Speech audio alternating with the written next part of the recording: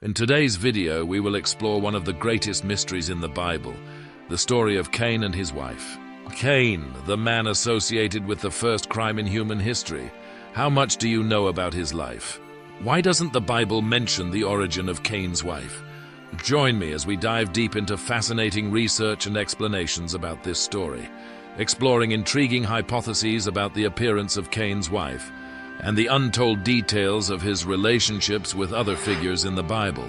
Don't forget to subscribe and turn on the notification bell today so you won't miss any of the exciting and surprising videos coming up. Let's explore even more fascinating things together. In the early days of humanity, Adam and Eve, the first ancestors, lived a peaceful life in the Garden of Eden, a place filled with love and harmony. However, the arrival of Cain, their firstborn son, marked the beginning of a new, challenging chapter in the human story. Cain grew up under the guidance of his father, Adam, who taught him the secrets of cultivating fertile soil and farming. Along with Eve, Cain's mother, he also heard stories of a lost paradise and the secrets of their origins, the legacy of love and transgression.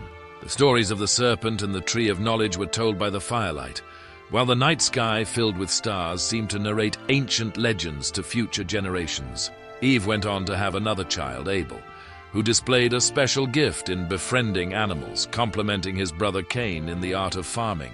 Each season, Cain cultivated and harvested, feeling life spring from the soil as if it were a sign of his connection to the divine.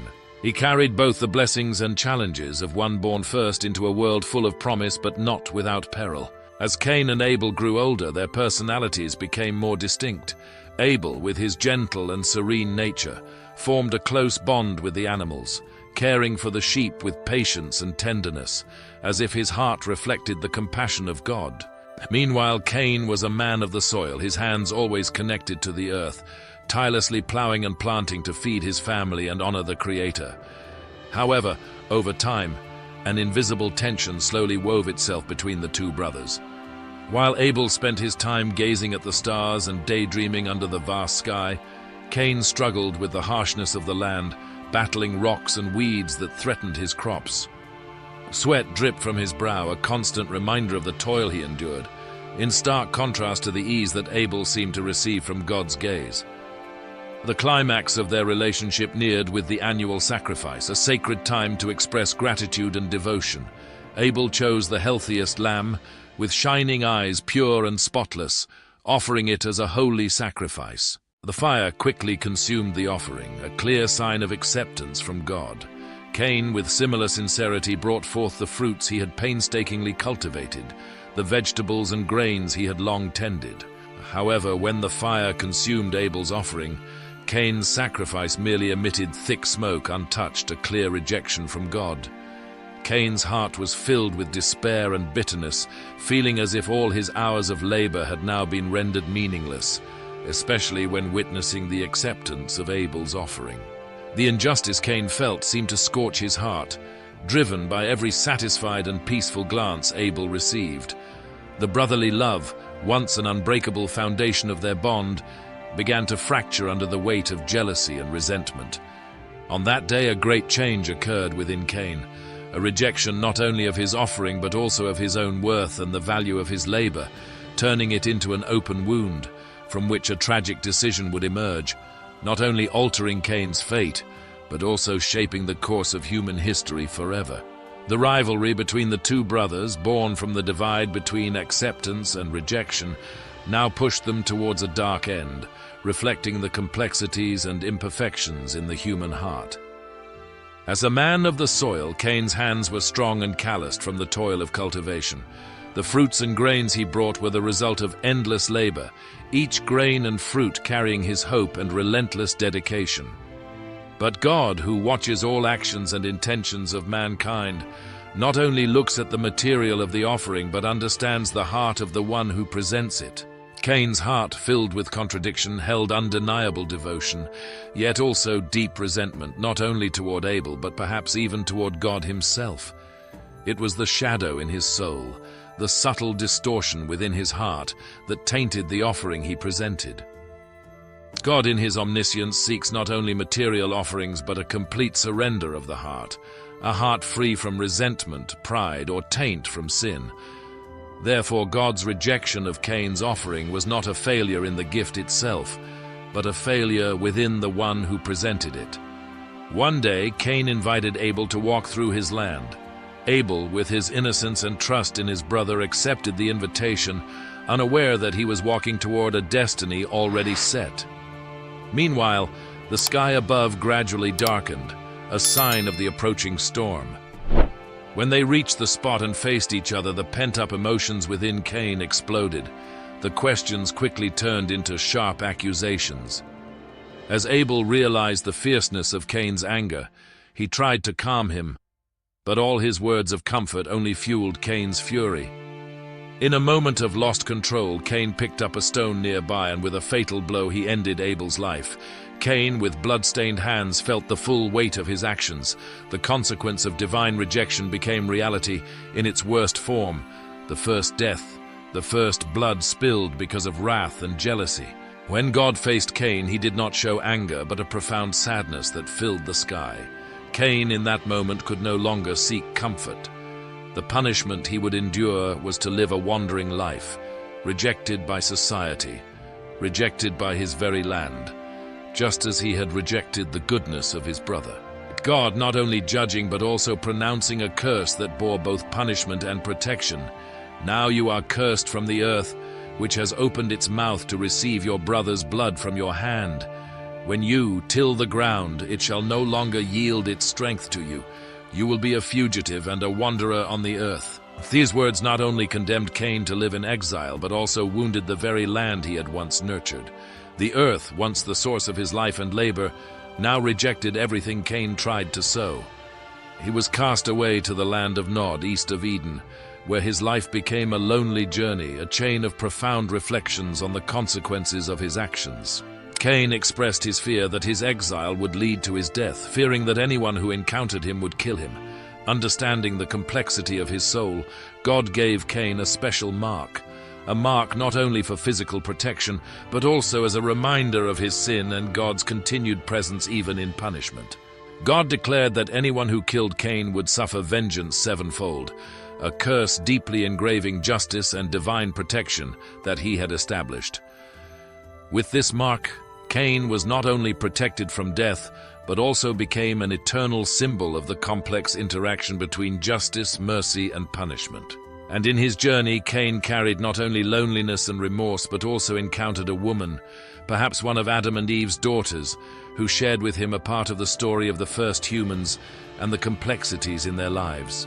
We already have a video discussing the daughters of Adam and Eve, and I will leave the link on the screen and in the description below, so be sure to check it out, as it will bring many interesting surprises. Cain, along with his partner, formed a bond not only between two individuals but also between generations, continuing the flow of life, despite the darkness of his family's history filled with sin and transgression. From this union, Enoch was born, not only continuing Cain's lineage, but also marking a significant milestone in human history. Although Cain carried the burden of his past, Enoch's birth offered him a chance to change, to make a different mark on the world. No longer a mark of violence and curse, but a mark of hope and the possibility of atonement. Cain's bold decision was to build a city, a refuge for his family and those who shared the desire for a fresh start, free from the ties of the past. The city of Enoch became the first human settlement after Eden, a testament to humanity's ability to build society and organization, even in difficult circumstances. The story of Cain, his wife, and their son Enoch reflects the resilience of humanity and the ability to overcome limitations imposed by external circumstances and inner failures. This part of the biblical story is not merely a chronicle of population growth, but a profound study of how individuals and families can shape and transform their destinies, building legacies that transcend prior judgments. Though marked by God's curse, Cain saw in the birth of his son Enoch a spark of hope and an opportunity to reshape his fate. His son not only represented the continuation of his lineage, but also symbolized a new beginning, a chance to start fresh. The city of Enoch, with its strong walls, became a symbol of unity, not only protecting its inhabitants from the forces of nature, but also serving as a shield against loneliness and despair. The naming of the city Enoch was no coincidence. It was a decision of deep significance for Cain. It was his way of honoring the new generation, investing in a future unburdened by the past. This city was not only a place for Cain and his family to rebuild their lives, but also a place where all those seeking a new opportunity could come together and create a strong community. Enoch, as a symbol, carried the power to regenerate a new story, where atonement was not only for Cain but also for all those who found hope within his community. Over time, the city of Enoch not only developed materially, but also became a cultural hub, a place for learning and exchange. Skills, traditions, and ways of life were shared and improved, forming a culture of collaboration and innovation. The story of Cain founding the city of Enoch was not just an act of construction, but also a powerful manifestation of an unyielding struggle to overcome personal failure, seeking atonement through creative actions, and the building of a lasting legacy. In his complex and contradictory journey, Cain became a symbol of humanity's eternal struggle, rising above the past and creating meaningful values from the ruins of the old age. The story of Cain, especially after his exile, not only helps us understand the early human population, but also raises many questions about how humans have been and are forming societies and communities from the very beginning of their existence. While the Bible briefly mentions the early days of humanity with Adam and Eve as the progenitors of mankind, details about other figures and cities have sparked many intriguing theories, arousing the curiosity of theologians, scholars, and those passionate about exploring the origins of humanity. One of the most debated questions is about Cain's wife. The Bible does not provide details about the origins of his spouse, which has led to many theories, including the possibility that Adam and Eve had daughters not directly mentioned in the Bible, allowing Cain to marry a sister. This interpretation is based on the hypothesis that in the early days, humans may have connected within a narrow family circle, which was seen as necessary for reproduction and the preservation of the species, though it was later prohibited by Levitical laws. On the other hand, some have hypothesized the existence of other groups of people, whom God created independently of Adam and Eve. This theory suggests that outside of the Garden of Eden, God may have created other areas on earth where different groups of people existed, and these groups later integrated with the descendants of Adam and Eve. The city of Enoch, through its construction and development, suggests the formation of a social structure and a developing culture, extending beyond the simplicity of a nuclear family. These speculations not only enrich our understanding of the biblical texts, but also challenge readers and viewers to think more comprehensively about the origins of humanity. However, despite the varying interpretations, one constant remains: the theme of facing and building human life under the shadow of the divine and the moral and ethical choices we must confront, which in turn shape the historical path of humanity. From the early chapters of the book of Genesis, the Bible describes the formation of social norms and family structures in the early days of humanity.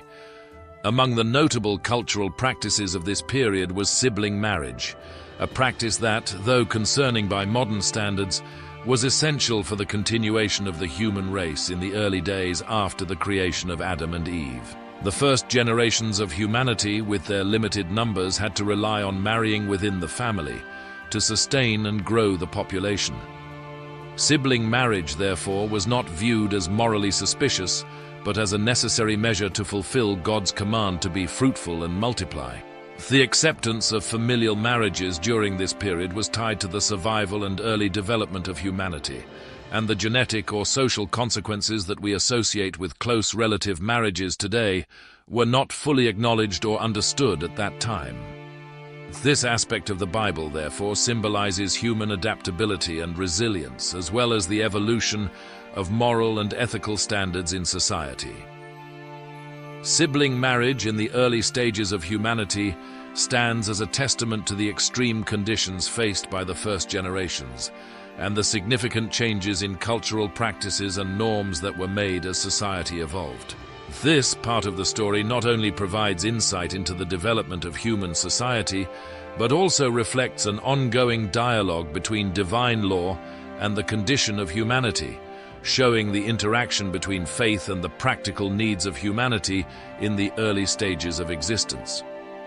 In the early pages of Genesis, the story of creation and the first steps of humanity contains a brief yet profound detail, suggesting a far more complex reality than what we typically imagine. After the tragic events involving Cain and Abel, the Bible mentions that Adam and Eve had other sons and daughters. This is not just a small historical note, but a key window into understanding the rapid and diverse development of the human family from its earliest days. This detail, mentioned in Genesis chapter 5, not only adds to the story of Cain and Abel, but also illuminates the continuation of humanity through other children of Adam and Eve, such as Seth, who is described as a replacement for Abel. This suggests that the family tree of humanity branched out, not confined to just a few notable names we know through the sacred texts. This information is crucial to understanding the rapid development and expansion of humanity in its early days. Adam and Eve, having many children, not mentioned in the prominent stories, reflects a society in formation, with many significant figures left unrecorded by historical records. Marriage between close relatives, a common practice in the Bible, reflects the complexity of social and cultural norms during that period. In the Old Testament, sibling or close kin marriages were not only a common reality, but also carried important strategic meanings. This was not a personal preference or choice, but a means to preserve lineage, property, and family unity. The marital relationship between Abraham and Sarah, for example, is a prime example. Abraham, the patriarch of 3 major monotheistic religions, married Sarah, who was his half-sister. This was revealed in a conversation between Abraham and the Pharaoh of Egypt, where Abraham confirmed that Sarah was the daughter of his father, though not the daughter of his mother. This practice, though less accepted today due to ethical and genetic reasons, played a crucial role in preserving the survival of communities in the early days of humanity. Marriages between close relatives in the Bible serve as evidence of the harsh conditions faced by the early generations, and significant changes in social norms were made as humanity progressed. These stories, through the lens of cultural norms, reveal humanity's adaptation to the circumstances and needs of the era, while also reflecting changes in thinking and divine laws over time. The story of Isaac and Rebekah, like many marital tales in the Bible, reflects the complex family and social practices of the time. Isaac, the son of Abraham, married Rebekah, the daughter of Bethuel, and the cousin of his mother, Sarah. This marriage was not a mere coincidence, but a carefully crafted strategy, with Abraham sending his loyal servant back to his homeland to find a wife for Isaac from within the family, thus preserving the family's traditions and beliefs. When we look at these marital stories, it is clear that they served not only personal purposes but also helped build and strengthen society, reflecting the complex social, economic, and religious dynamics of the time. Over time, as the population of Israel grew, the complexity of social and familial relationships increased, requiring changes in regulations and social norms. This was the context for the emergence of the Mosaic laws, a legal code issued for the people of Israel to guide moral, social, and religious behavior. Among these, laws regarding marriage between close relatives were introduced to meet the needs of an increasingly complex society. These restrictions, outlined in the book of Leviticus, prohibited marriages between siblings, uncles and nieces, and fathers-in-law and daughters-in-law, aiming to protect the health and sanctity of the community while maintaining purity within the nation of Israel. The Mosaic laws on marriage between relatives reflect a shift in social structure, as the Israelites settled in Canaan and faced the influence of other cultures with differing religious and social practices. The implementation of these laws was not only a response to external changes, but also a necessity to ensure the integrity and continuity of Israeli values. These regulations not only shaped family and societal structure, but also functioned as a code of conduct, reinforcing community cohesion and protecting collective identity. Moreover, from a practical standpoint, the restrictions on marriages between close relatives helped prevent genetic issues that could arise from a genetically homogeneous population. This highlights the foresight of the Mosaic laws, which can be seen as an early step in understanding genetics and inherited health. Ultimately, the richness of biblical stories lies not only in their content but also in the diversity of ways they can be understood and interpreted. The story of marriage in the Bible is a prime example of how cultural and societal practices can evolve over time to meet the needs and challenges of society. These laws are not merely reactions of an ancient society, but also lessons in change and adaptation, helping us better understand the development of moral and cultural norms throughout human history.